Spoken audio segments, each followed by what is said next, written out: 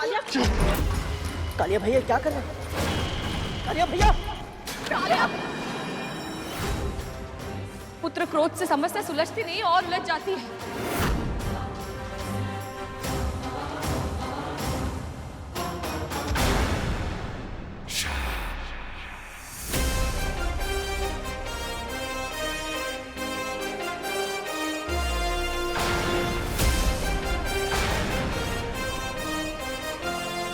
मां पर आक्रमण करने की भूल मत करना। गरुड़!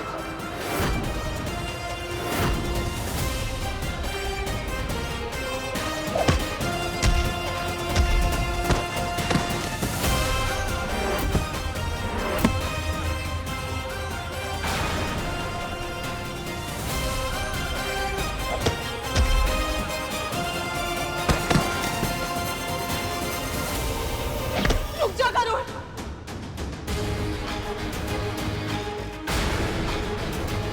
रुक जा गरुड़! रुक जा।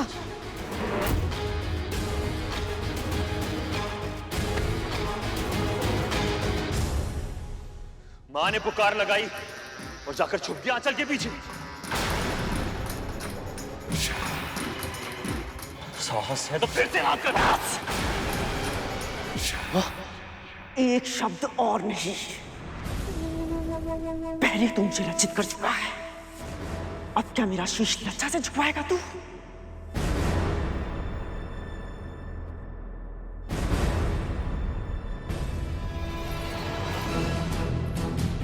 अब समझा तू मैं इनकी इतनी चिंता क्यों करती हूँ, क्योंकि ये भी तेरी तरह अपने मां के सम्मान की रक्षा करना चाहते हैं, किंतु असमर्थ है। मां, मेरा विश्वास कीजिए, मैं सच में आपके लिए कुछ करना चाहता हूं, परंतु ये कार्य मेरे लिए असंभव है। प्रभु विष्णु इस जगत के संचालक हैं। यदि उन्होंने किसी को अमृत दिया है, किसी को नहीं, तो इसके पीछे अवश्य ही कोई विशेष कारण होगा। मां, हम ऐसा कुछ नहीं कर सकते जिससे इस सृष्टि का संतुलन बिगड़ जाए।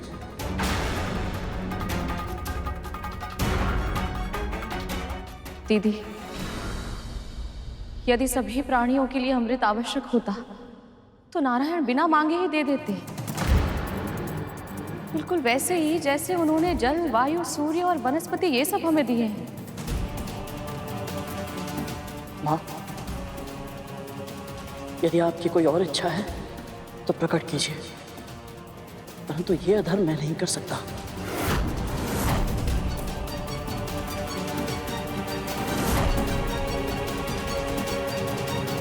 मुझे क्षमा करें।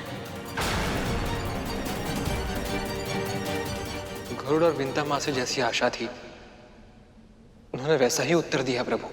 मुझे भी दृढ़ विश्वास था कि चाहे जो कुछ भी हो जाए, पर गरुड़ कभी अधर्म का मार्ग नहीं चुनेगा। जब तक ना खोने की आशंका, ना पाने की आशा, तब तक चुनाव सरल ही होता है देव।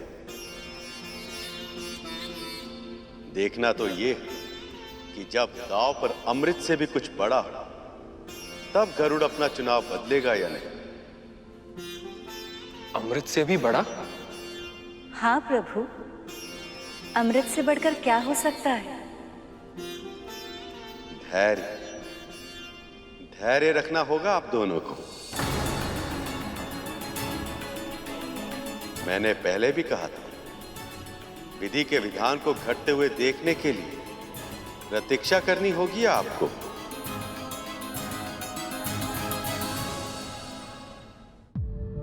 पर गरुड़, अधर्म तो तब होगा ना जब मेरे पुत्र अमृत या अमृत से मिलने वाली शक्तियों का दुरुपयोग करेंगे। मैं तुम्हें वचन देती हूँ, ऐसा कभी कुछ नहीं होगा। देवताओं की तरह वो भी केवल अपनी सुरक्षा के लिए उपयोग करेंगे उसे।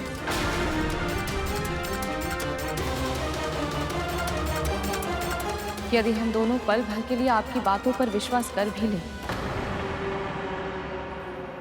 फिर भी दीदी, गरुड़ अमृत लाएगा कैसे?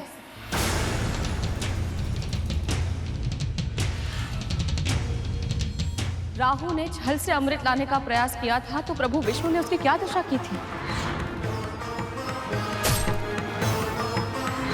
आज उसका सर और धड़ ब्रह्मांड में राहु और केतु बनकर भ्रमण कर रहे हैं।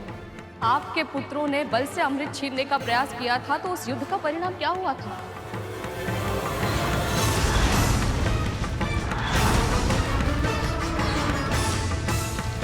आप सब जानती हैं दीदी। यदि आपके इतने सारे शक्तिशाली पुत्र मिलकर भी इंद्र का सामना नहीं कर पाए तो मेरा पुत्र अकेले उन सभी देवताओं का सामना कैसे करेगा?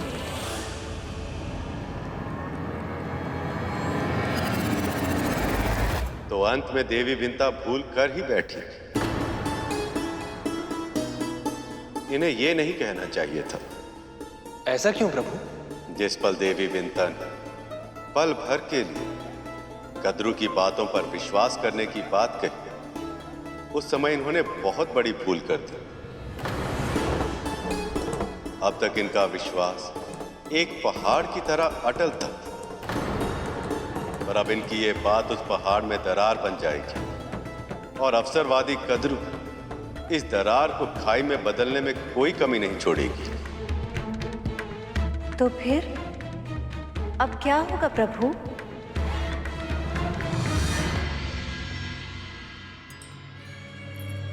हम साथ में पले बढ़े, विवाह किया, जीवन का अधिकतम समय हम दोनों ने एक दूसरे के साथ बिताया, किंतु आज भी एक प्रश्न मेरे मस्तिष्क में घूमता रहता है।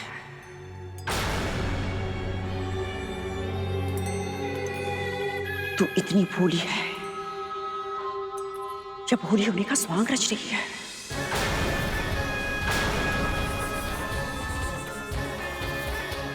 अपने इस पुत्र के सामर्थ्य पे तुझे संदेह है,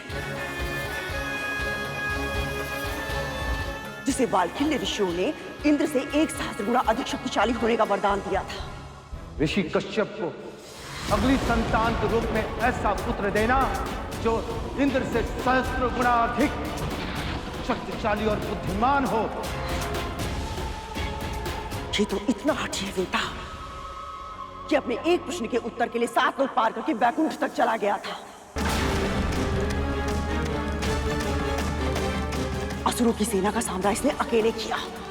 यदि आपकी सेना का कोई एक भी योद्धा मुझे पराजित करके इस रेखा को पार कर लेगा, मैं स्वयं अपनी हार मानकर यहां से चला जाऊंगा।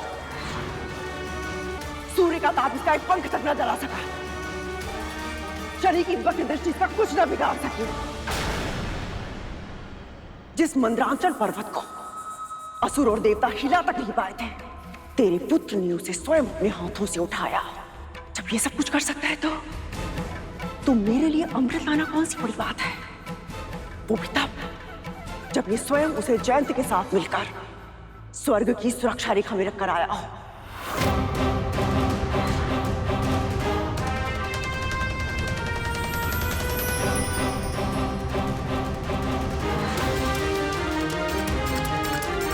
सत्य तो यह है वीरता, यदि तेरा पुत्र एक बार ठान ले तो संसार का कोई भी ऐसा कार्य नहीं है जिसे करने में वो सक्षम ना हो। वो कुछ भी कर सकता है, कुछ भी।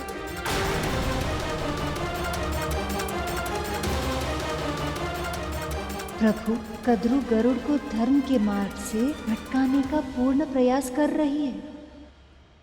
आज अपनी इच्छा पूर्ति के लिए सही, कम से कम आपने मेरे गरुड़ की शक्ति और सामर्थ्य को स्वीकारा तो।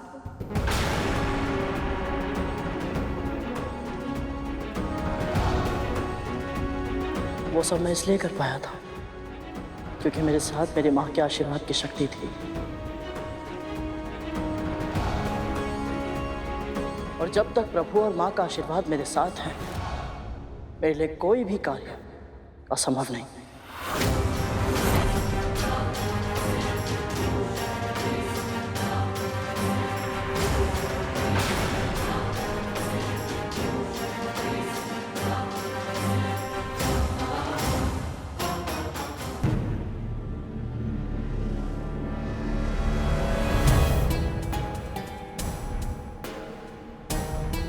प्रभु,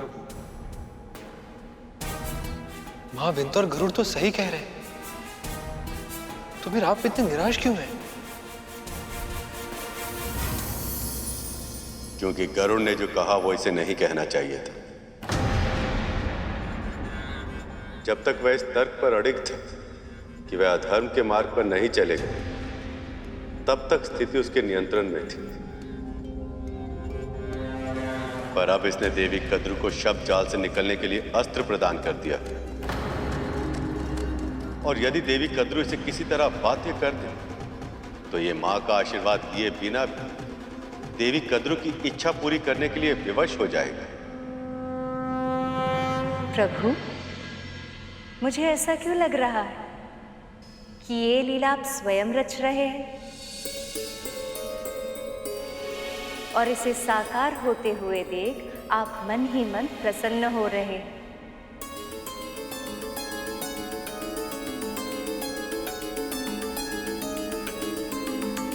हाँ प्रिय, ये मेरी ही लीला। जीवन में कोई भी सिद्धि प्राप्त करने के लिए हर जीव को संघर्ष और पीड़ा से सम्मुख होने के लिए तैयार रहना चाहिए। इस परीक्षा से गरुड़ के विचार, संस्कार और व्यवहार का मंथन हो, तब जाकर इसका जीवन अमृत बन पाएगा। अब चाहे जो भी हो दीदी, ये सब बातें करने का कोई लाभ नहीं है। गरुड़ प्रभु विष्णु और मेरी इच्छा के विरुद्ध कुछ नहीं करेगा, इसलिए आपकी कोई और मनोकामना है तो बताइए, अन्यथा हमें आज्ञा दीजिए। मां ने रोक लिया, अन्यथा दासी मां और उसके पुत्र दोनों को मां की बात नहीं मानने के लिए जरूर दंड देता। चल गरुड़।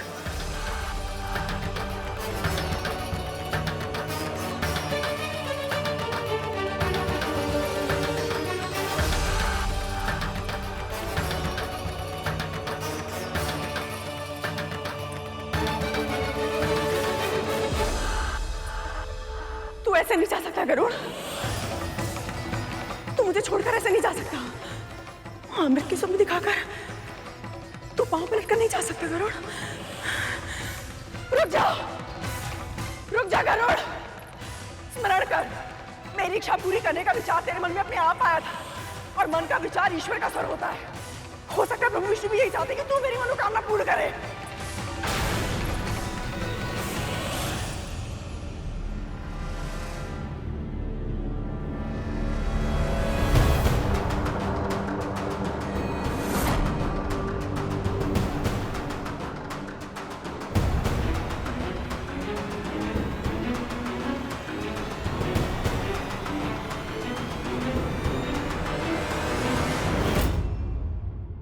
चल गरुड़।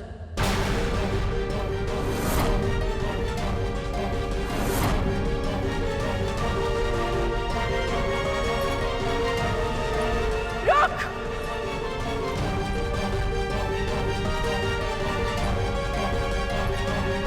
रुक जा।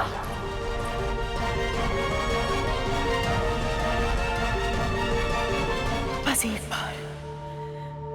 एक बार ये मेरी इच्छा पूरी कर दे, फिर तू जो चाहेगा मैं सब करूंगी।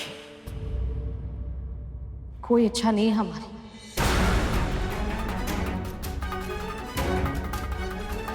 कुछ नहीं चाहिए हमें। मां को इतना बेबस आज से पहले कभी नहीं देखा। चल गरुड़।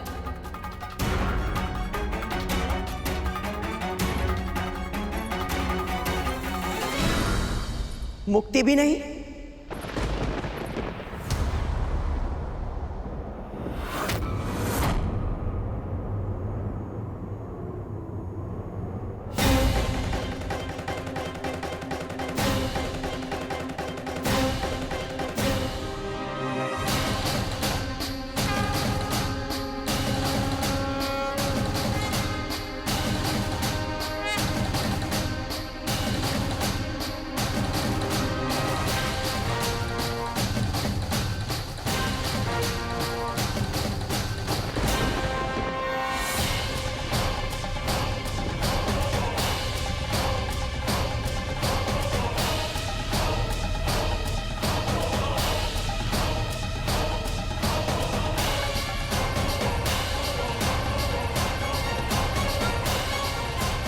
क्या कहा आपने अभी?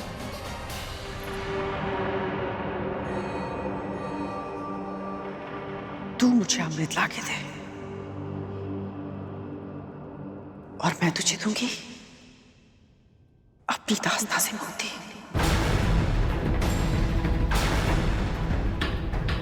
जिस पल तू मेरे नेत्रों के समक्ष अमृत लाकर रखेगा, बस उसी पल तुझे और तेरी मां को अपनी दास्ता के बंधन से सदैव सदैव के लिए मुक्त कर दूंगी मैं।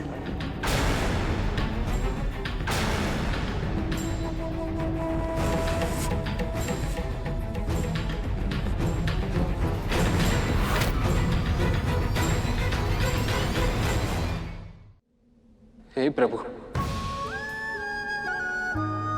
इतनी कठिन परीक्षा। प्रभु, आप इतने निष्ठुर कैसे हो सकते हैं? गरुड़ सीधा साधा भोला भक्त है आपका। इतने बड़े धर्म संकट में डालने से पहले आपका हृदय नहीं कांपा? एक ओर उसकी मां की मुक्ति और दूसरी ओर धर्म। उसके पास विकल्प ही क्या है? वो जो भी धर्म का मार्ग चुनेगा, कोई ना कोई अधर्म तो करेगा ही। अगर वो अपनी मां का चुनाव करता है तो भी अधर्म करेगा, और यदि मां की मुक्ति का मार्ग जाने के बाद भी मुक्ति का प्रयास न करे तो भी अधर्म ही कहलाएगा। धर्म और अधर्म के बीच में युद्ध तो पक्ष लेना आसान होता है देवी। असली परीक्षा तभी होती जब धर्म और अधर्म के बीच की रेखा धूमिल हो जाए और उचित मार्ग चुनना कठिन हो जाए।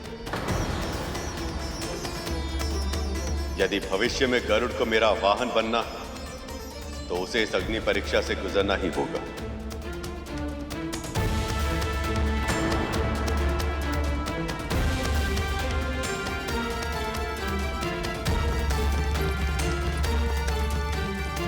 गरुड़, चल मेरे साथ।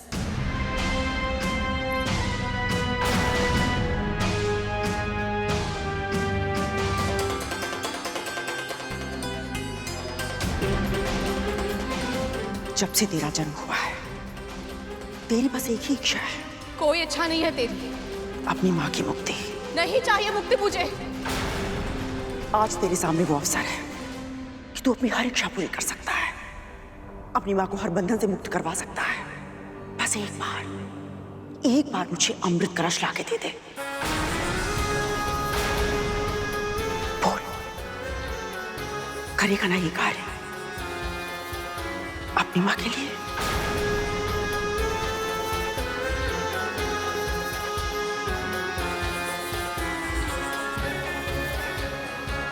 गरुड़ के भावनाओं का प्रयोग मां अपने स्वार्थ सिद्धि के लिए करना चाह रही है।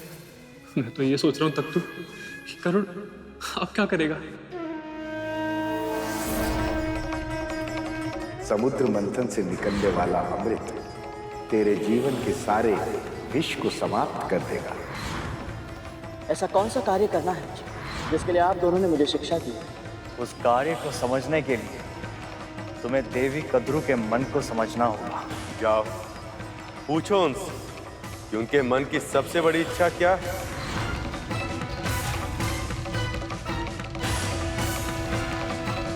नहीं नहीं गरुड़, इस बारे में सोचना भी मत। अधर्म से मुक्ति कभी नहीं मिलती गरुड़। परंतु मां, कुछ मत कह। मैं जीवन भर दास्ता में बिता दूंगी, पर तुझे यह अधर्म करने की आज्ञा कभी नहीं दूंगी।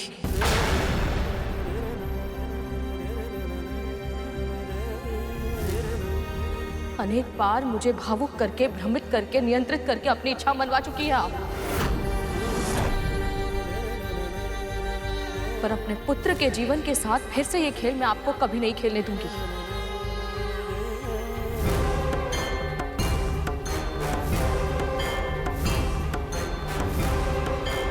चल गरुड़।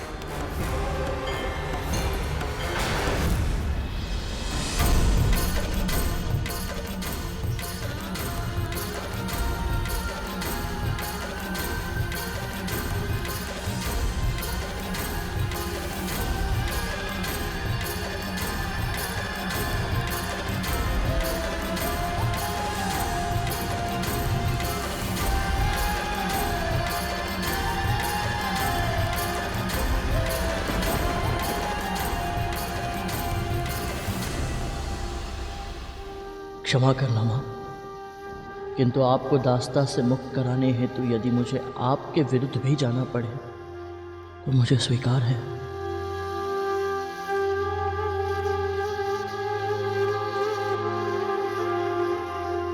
मैं जानती थी एकमात्र विंता ही है जिसके समक्ष गरुड़ के लिए धर्म अधर्म सब व्यर्थ है।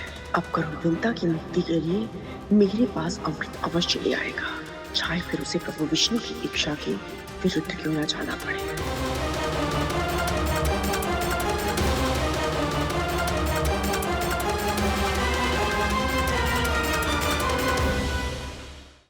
आप मेरी माँ हैं और आप ही मेरा धर्म है। आपसे अधिक महत्वपूर्ण मेरे लिए कोई नहीं। आपकी मुक्ति के लिए मैं अमृत तो क्या, पूरे संसार को बड़ी माँ के चरणों में लाकर रखने के लिए तैयार है।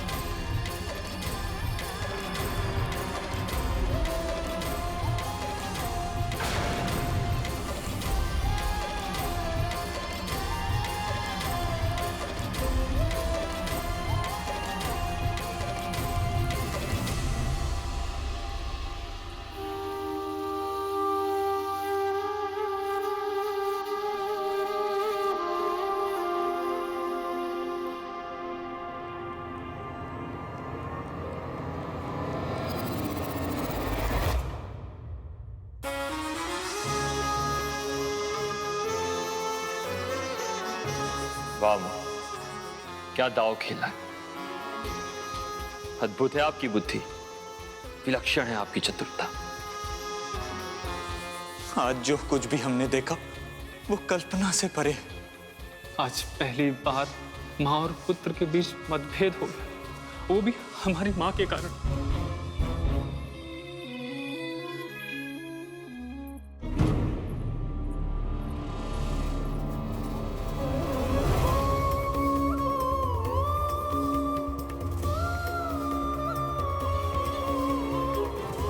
आप मेरी माँ हैं और आप ही मेरा धर्म है।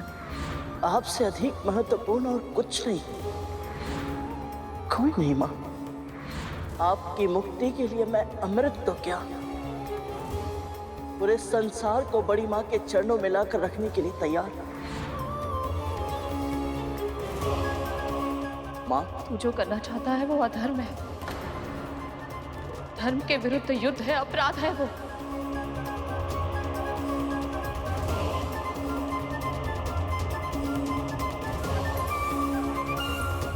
फिर भी यदि तू ये करना चाहता है ना तो जान ले गरुड़, मैं इस पाप में साथ कभी नहीं दूंगी। तुझे आशीर्वाद देना तो दूर की बात है, पहली बार जीवन में ये कामना करूंगी कि तू अपने लक्ष्य में असफल हो जाए।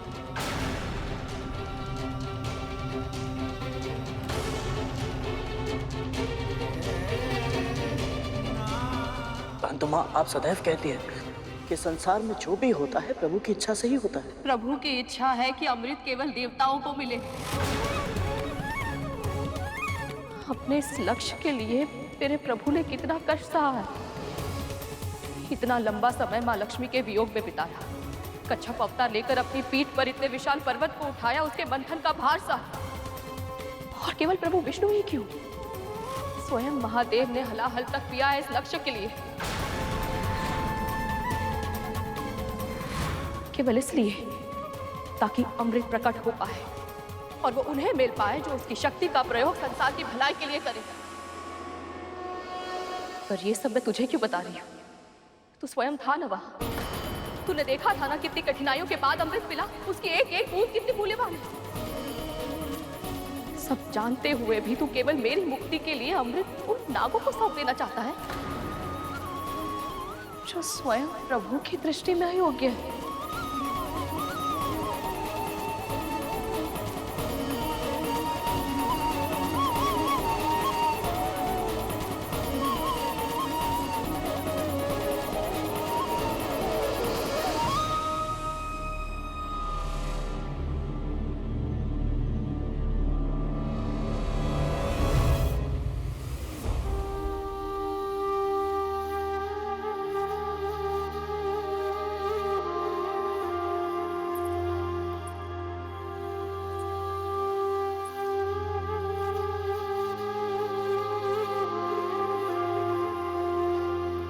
माँ आपने जो भी कहा वो एक एक शब्द सत्य है।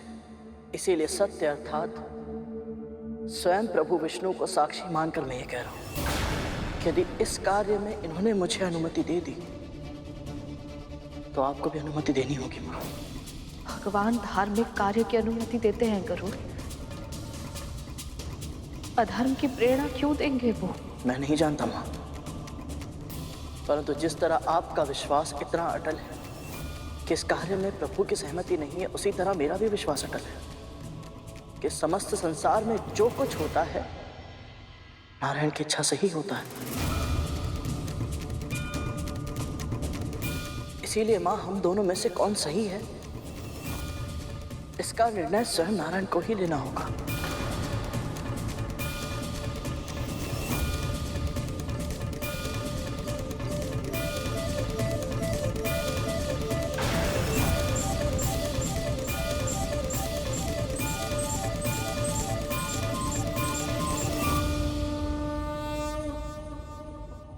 माँ, प्रभु के चरणों में रखा ये नारियल यदि सुबह होने से पहले इसमें कोपल उगाई तो मैं इसे प्रभु के आशीर्वाद का संकेत समझूंगा और आपको मुझे अनुमति देनी होगी। यदि भोर होने से पहले इस नारियल में से कोपल नहीं होगी तो माँ आप जो कहेंगे मैं सर झुकाकर चुपचाप स्वीकार कर लूंगा।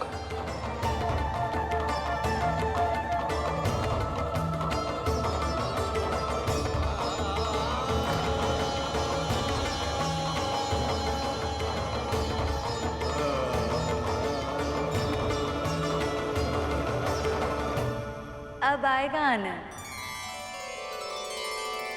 आपके साथ ऐसा ही होना चाहिए था प्रभु।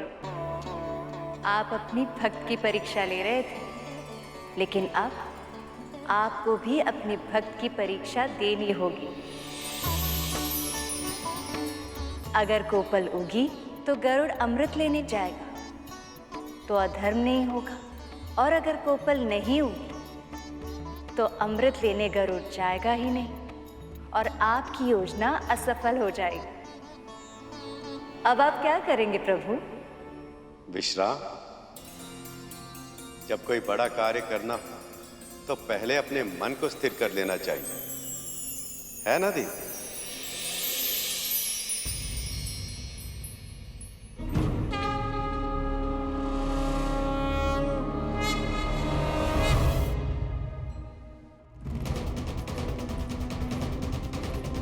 आपको क्या लगता है माँ, गरुड़ अमृत आ पाएगा या छोटी माँ उसे रोक लेगी?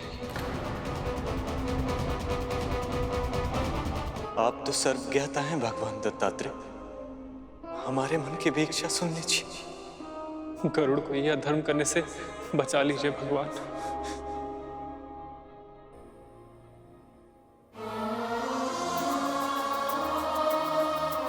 अब तो बस मेरी एक ही आशा है प्रभु, गरुड़ को मेरी मुक्ति के लिए इतने बड़े संकट का सामना ना करना पड़े।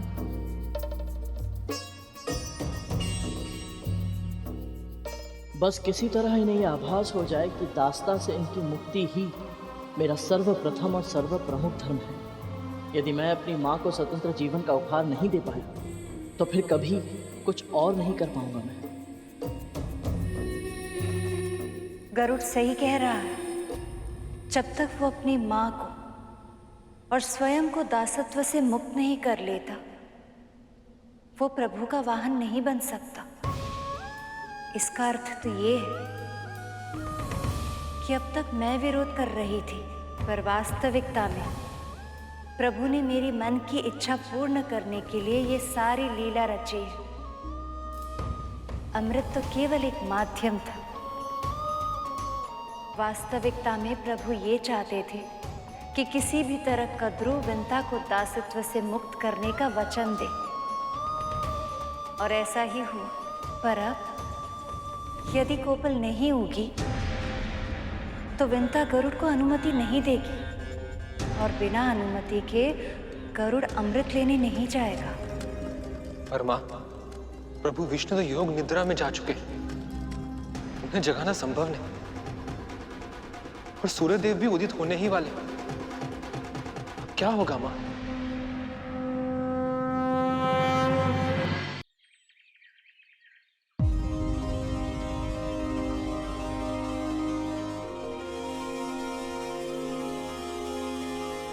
कराग्रवस्ते लक्ष्मी कर्मध्ये सरस्वती कर्मणे तु गोविंद प्रभाते कर दर्शनम।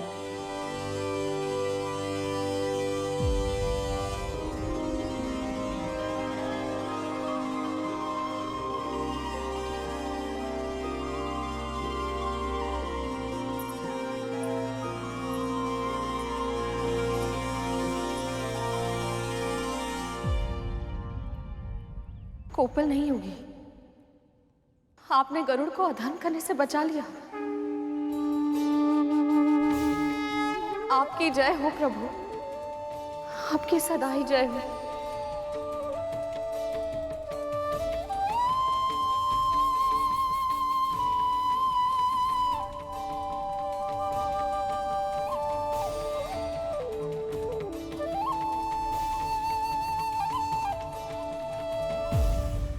गरुड़,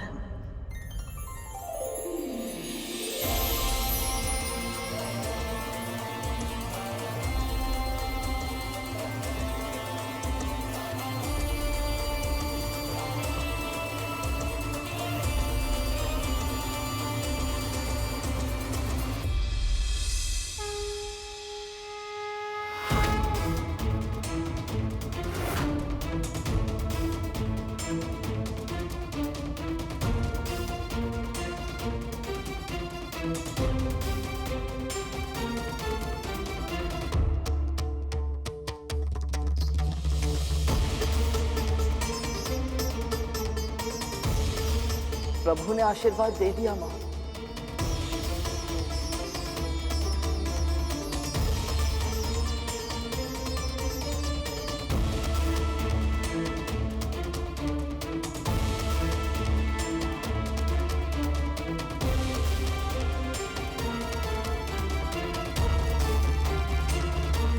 तो अब आप भी मेरी तरह निष्ठुर हो गई थी, गरुड़ को अधर्म के मार्ग पर चलने की प्रेरणा दे दी। मैं क्षमा चाहती हूँ प्रभु, मैं आपकी लीला समझ नहीं पाई, पर मैं अब पहचान चुकी हूँ। कभी कभी बड़े धार्मिक उद्देश्यों के लिए अगर छोटा अधर्म करना भी पड़े तो उसे अनदेखा करना चाहिए, क्योंकि वो अधर्म के साँचे के भीतर छिपा माध्यम होता है, धर्म को स्थापित करने का माध्यम। कद्रू ने छल से विंता को दासी बनाया, और बिना किसी छल के कद्रू विंता को मुक्त करने के लिए कभी तैयार नहीं होगी। इसलिए ये छल भी कद्रू के कुकर्म का प्रतिफल है। और रहा प्रश्न अमृत का, उसकी सुरक्षा तो आपके नियंत्रण में है प्रभु, और मुझे पूरा विश्वास है कि जो आवश्यक होगा वो सब करेंगे आप। पर अमृत का पान किसी अयोग्य को कभी नहीं करने देंगे।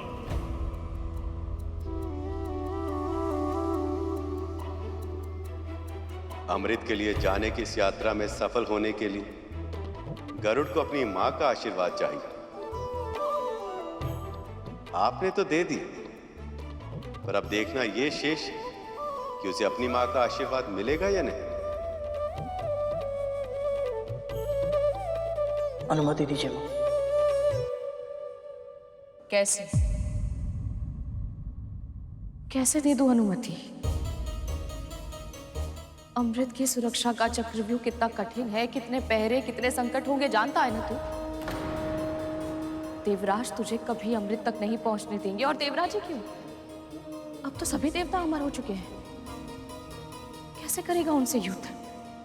उनके सुरक्षा चक्रों को तोड़कर अमृत कैसे प्राप्त करेगा गरुड़?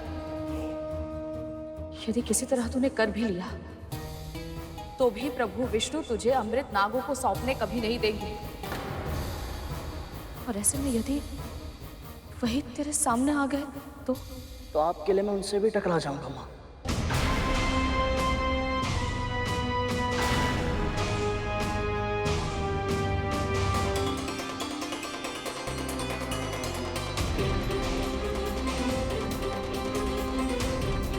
यही था ना आपका छठा संस्कार।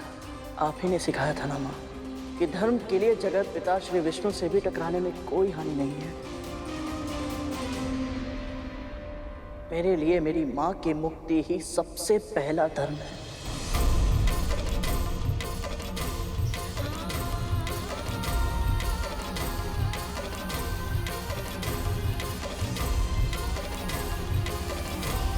मैं समझ नहीं पा रही हूँ गरुड़, क्या उत्तर दूं तेरी इस बात का। मेरी मुक्ति के लिए तू इतना कुछ करने को तैयार है।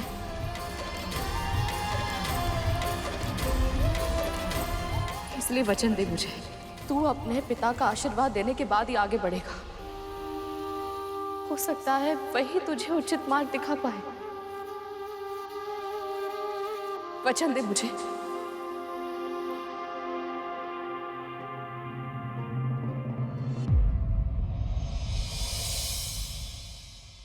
मेरे मुख पे रहे मुस्कान सी तू, मेरे मस्तक का अभिमान भी तू, एक आशीर्वाद में जग दे दे, है सबसे बड़ी धनवान भी तू, तेरी ममता से अनमोल कोई उपहार है।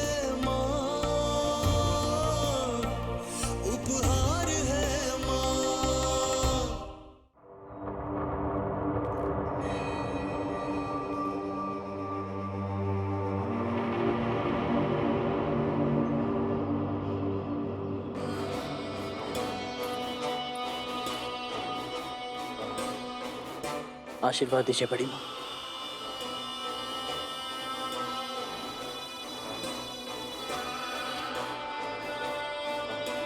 तेरी मातृभक्ति अनुपम है गरुड़, अपने लक्ष्य में सफल हो।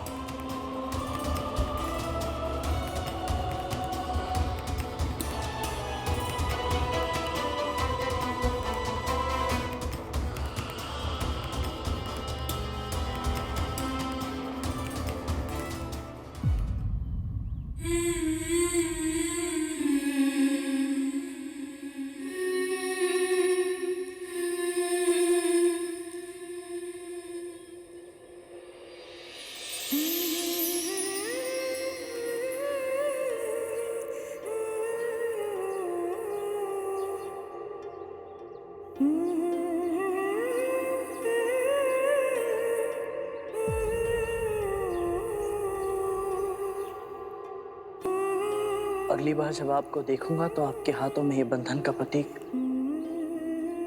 दासत्व का धागा नहीं होगा माँ।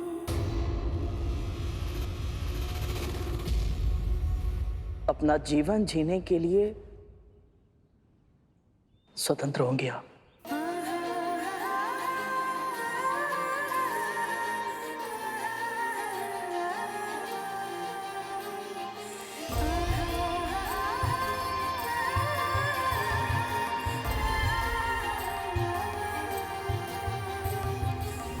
चलता हूँ माँ।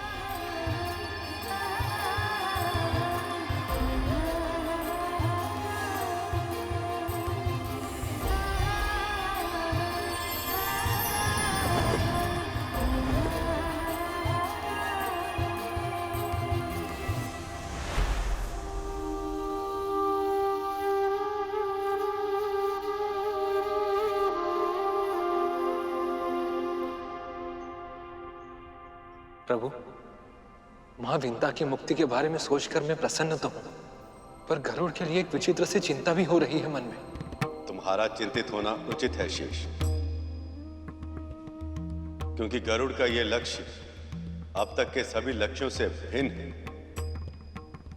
सबसे पहले अमर हो चुके देवताओं को पराजित करके अमृत तक पहुंचना लगभग असंभव हो, और यदि वे वहां तक पहुंच भी गए तो फिर कद्रु तक अमृत पहुंचाने से पहले उसे मेरा सामना करना होगा।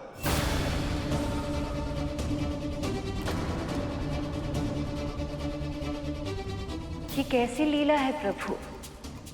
एक ओर आप गरुड़ का मार्गदर्शन कर रहे हैं और दूसरी ओर उसी के मार्ग का अवरोध बन रहे हैं आप। ऐसा क्यों प्रभु? क्योंकि ऐसा करना मेरा धर्म है। सृष्टि के नियम जो मैंने बनाए हैं, मैं स्वयं भी उनसे बंधा हूं। गरुड़ को इन सब चुनौतियों का सामना करके अपने कर्म को पूरा करना है। यही तो है अग्नि परीक्षा। अब देखना यह कि गरुड़ इस अग्नि परीक्षा में कैसे सफल होगा।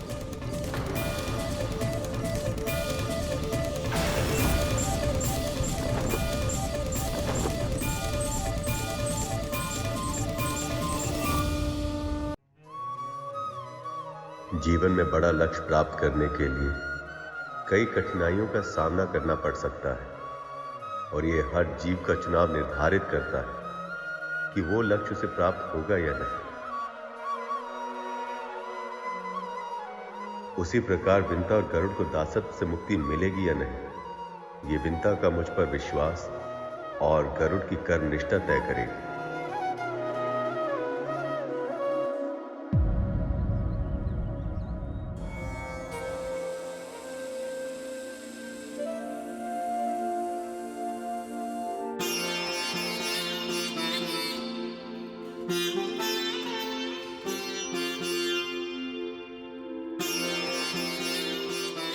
गरुड़ अपने प्राणों को संकट में डालकर अमृत देने गया है ताकि मैं दास्तां से मुक्त हो सकूं। यदि आपकी यही इच्छा है प्रभु, तो मुझे स्वीकार है। एक सच्चे भक्त को हर स्थिति में अपने प्रभु पर विश्वास होना ही चाहिए कि जो विधान उन्होंने निर्धारित किया है वही सभी के लिए सही है। मुझे भी विश्वास है नारायण, इसलिए अपने पुत्र की रक्षा की चिंता मैं आपके चरणों में सौंपती हूं।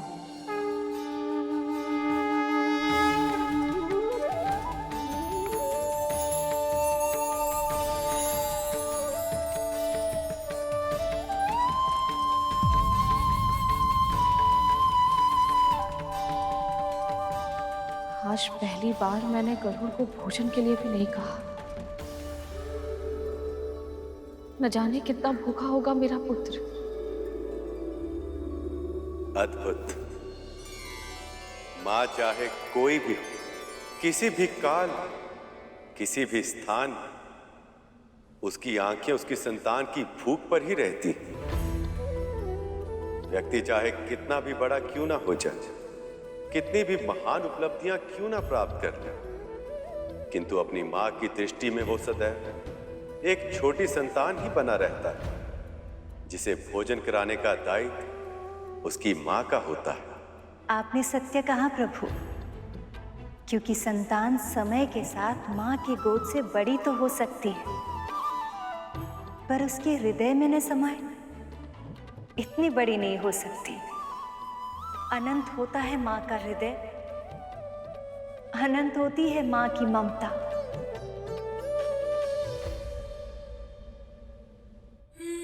हे स्वामी, गरुड़ की सहायता कीजिए। हे स्वामी, गरुड़ की सहायता कीजिए।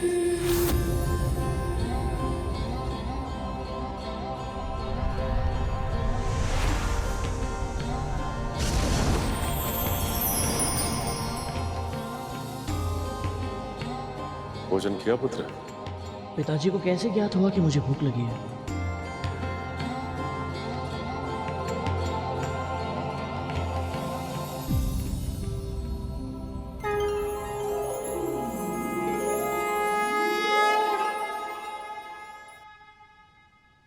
भोजन तो नहीं किया है पिताजी।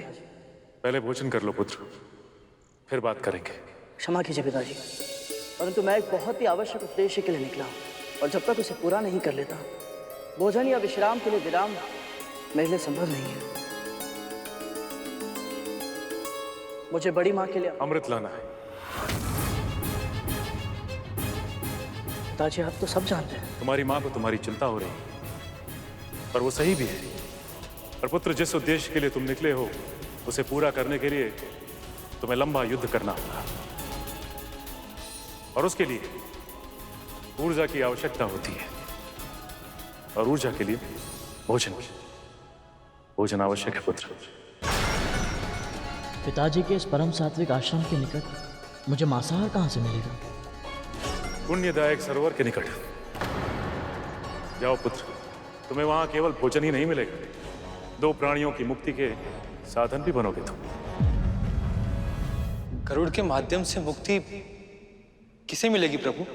2 ऐसे प्राणियों को जो किसी की कल्पना से भी अधिक विशाल है। एक है हाथी, 6 योजन ऊंचा और 12 योजन लंबा।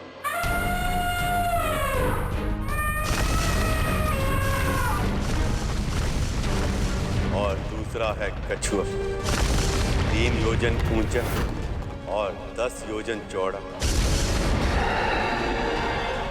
ये दोनों इतने समय से एक दूसरे से युद्ध कर रहे हैं कि अपने द्वेष का कारण तक भूल चुके हैं। विशाल कायतन और असीमित शक्ति के कारण इनमें अहंकार आ चुका है, और अहंकार में चूर प्राणी अपने से दूर प्राणियों के साथ अत्याचार ही करता है।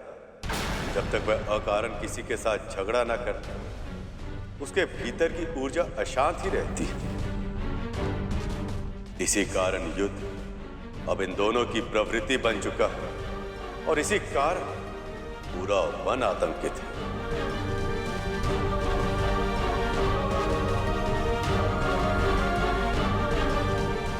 इन दोनों के युद्ध के कारण वन का वो वाला भाग पूरी तरह सुनसान पड़ चुका है, जहां सरोवर के जल से छोटे पशु पक्षी अपनी प्यास बुझाया करते थे। और सभी प्राणी इन दोनों से त्रस्त हैं, त्राई त्राई कर रहे हैं। परंतु पिताजी, ये कछुआ और हाथी आपस में लड़ क्यों रहे? पिछले जन्म में दोनों सगे भाई थे। बड़े भाई का नाम था महर्षि विभावसु, और छोटे भाई का नाम था महर्षि शिवृति। महर्षि होने के बाद ये दोनों अपनी पैतृक संपत्ति को लेकर, उसके धन के बंटवारे को लेकर आपस में झगड़ा करते रहते।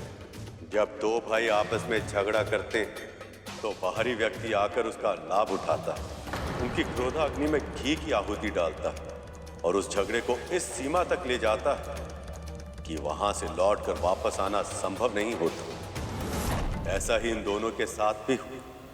दूसरों की बातों में आकर इनका झगड़ा शत्रुता में बदल गया, और फिर एक दिन विभावसु ने क्रोध में आकर सुप्रतीक को हाथी बनने का श्राप दिया, और सुप्रतीक ने क्रोध का उत्तर क्रोध में दिया और विभावसु को कछुआ बनने का श्राप दे दिया।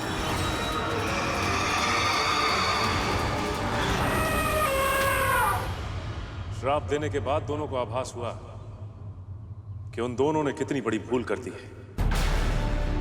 तभी उन्होंने निर्णय लिया कि उनसे बड़े आकार वाला कोई पक्षी यदि उन दोनों को एक साथ अपना आहार बना ले, तभी उन्हें श्राप से मुक्ति मिल पाएगी। सही समय आ गया है गरुड़। न केवल तुम उन्हें मुक्त करो, बल्कि उन सभी प्राणियों की रक्षा करनी है जो उनके युद्ध से ग्रस्त होकर जल सरोवर से अपनी प्यास भी नहीं बुझा सकते और न ही वन में शांति से जी पा रहे।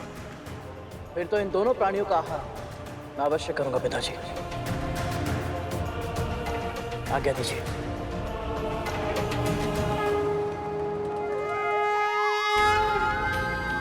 सफल हो पुत्र।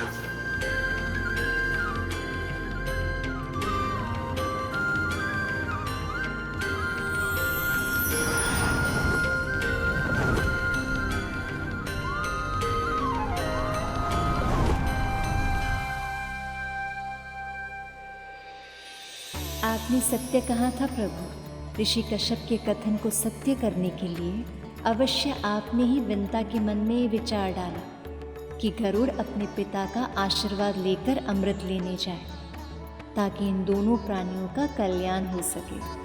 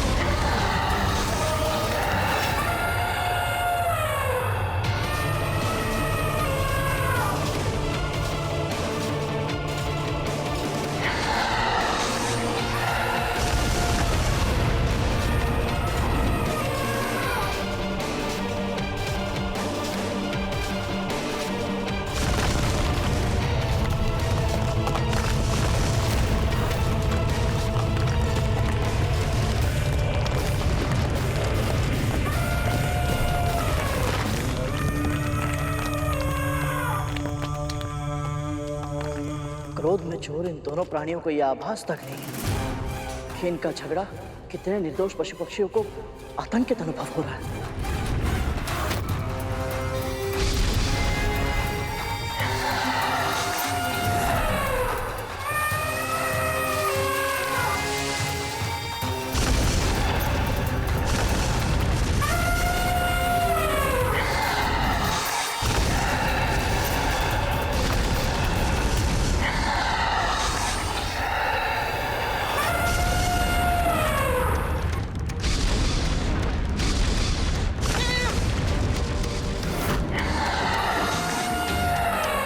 यदि समाज के लिए कोई संकट बन जाए तो उसका विनाश करना धर्म होता है।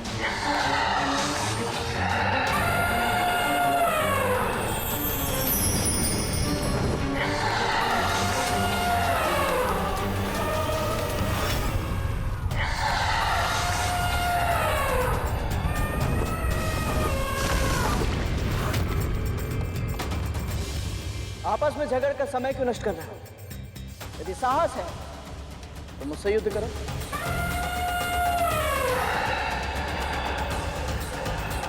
तुमने अपनी मृत्यु को ललकारा है पक्षी। ना तनिक विभाग, ना विशाल आकार, कुछ भी नहीं है तेरे पास, केवल मूर्खता है। और अब तेरी मूर्खता का दंड दूंगा तुझे। चींटी जैसा है तू मेरे सामने, चींटी के समान ही कुचल कर रख दूंगा।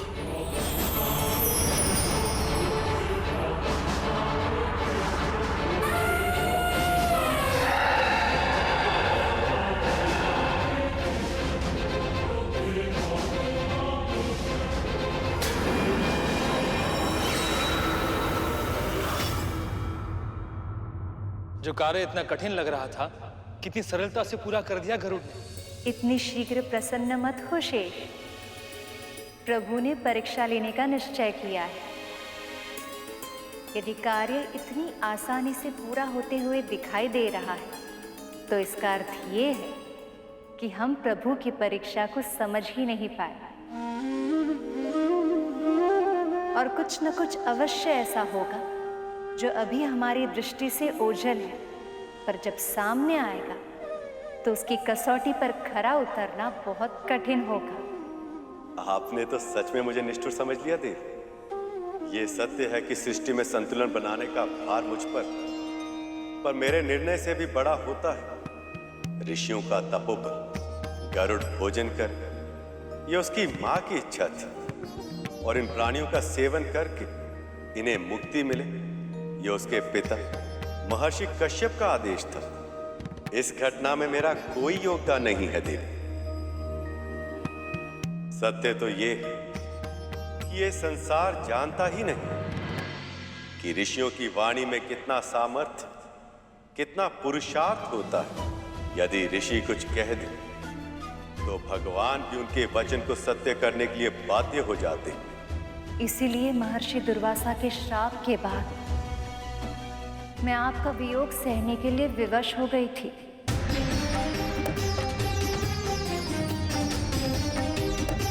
सत्य वचन देवी, इसलिए ऋषि मुनियों की वाणी चाहे मीठी हो या उसमें क्रोध की कड़वाहट घुली हो, वो सदैव जगत का कल्याण ही करती है। मुझे अपनी योजना उनके अनुरूप बदलनी पड़ती है ताकि मैं ऋषि मुनियों के वचन को सत्य सिद्ध कर सकूं। जो भगवान को भी विवश कर दे, ऐसा तपोबल से अर्जित पराक्रम अद्भुत है प्रभु। मुझे कोई ऐसा स्थान ढूंढना होगा जहां किसी और को कष्ट दिए बिना शांति से इन दोनों का हार कर सकूं।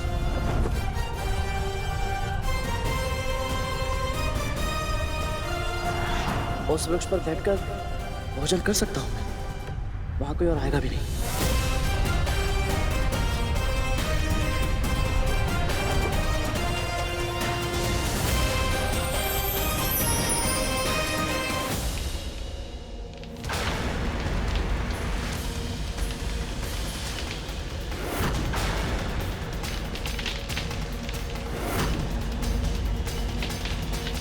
यहां तो वाल्कीलिय ऋषि तपस्या कर रहे हैं।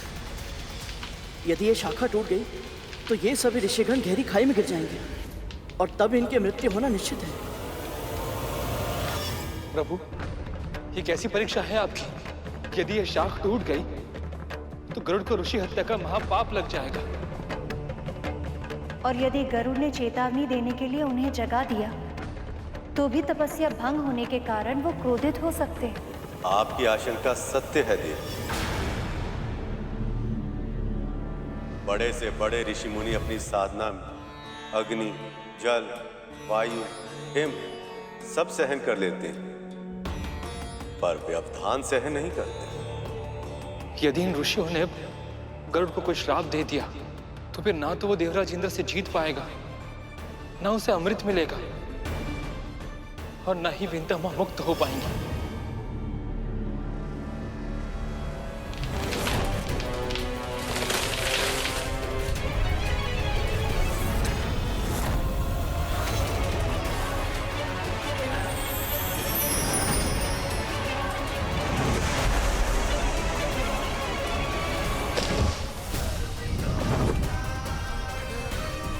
अकल्पनीय, अविश्वसनीय।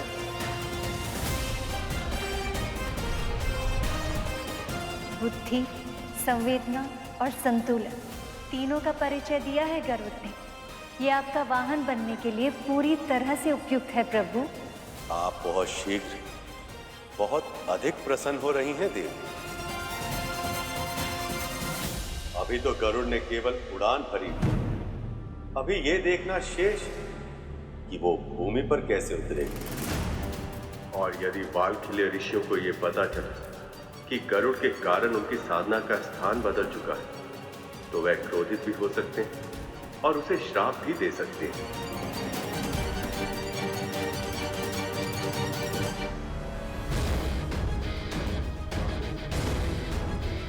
यदि उस समय ऋषियों का कोई अहित हो गए या उन्हें कोई चोट लग गई तो क्या होगा?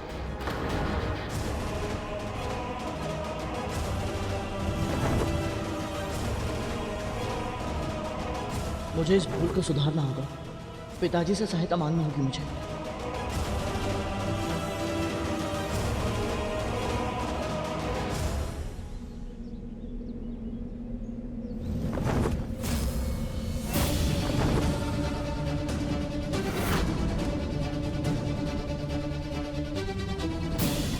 इसे तो भोजन करने के लिए भेजा था, इन दोनों को यहां क्यों ले आया? वाल्कीलिय ऋषि।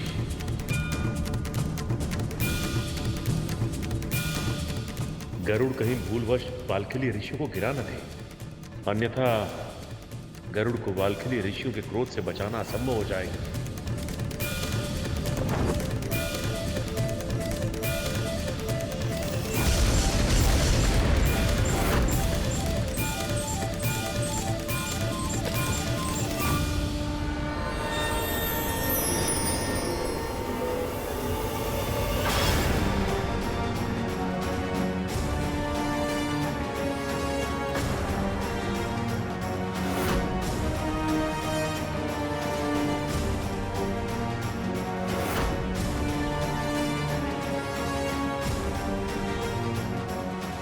तेरी देह विशाल है, किंतु तेरी बुद्धि अल्प है।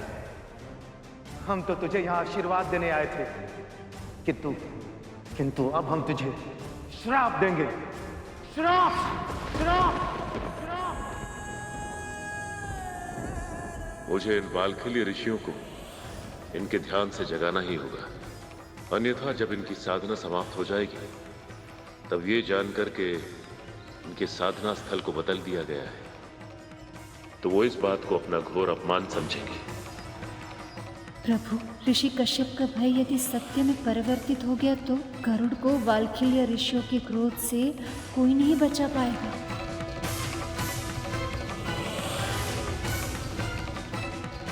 ये अनजाने में कितनी बड़ी भूल हो गई मुझसे। कहीं इस भूल के कारण मैं अपनी माँ को दास्ता से मुक्त कराने में असफल न हो जाऊं।